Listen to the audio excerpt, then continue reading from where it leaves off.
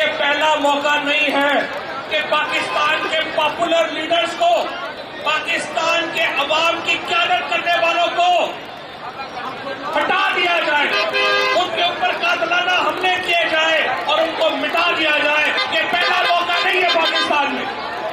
عمران خان کے اوپر حملہ پاکستان کے اوپر حملہ ہے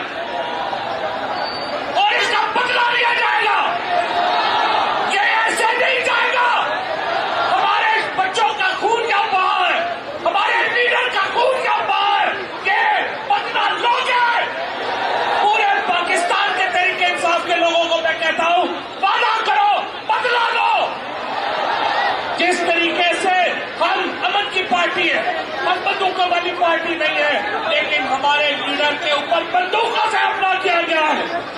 اس دن لوگ جو اس کے پیچھے ہیں وہ کان کھل کے سن لے، آپ کان کھول کے سن لے، ہم اس کا بدلہ لیں گے انشاءاللہ تعالی۔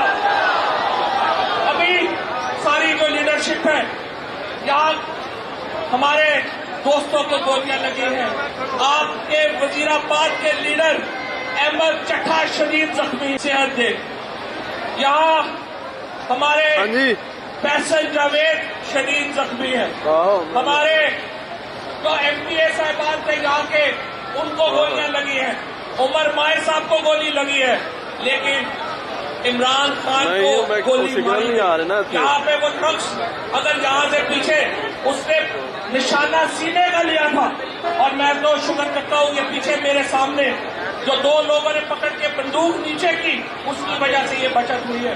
اور میں سابق گورنر یہ وہاں سے آئے تھے، سامنے کھڑے ہو کے گولیاں ماری گئی ہیں۔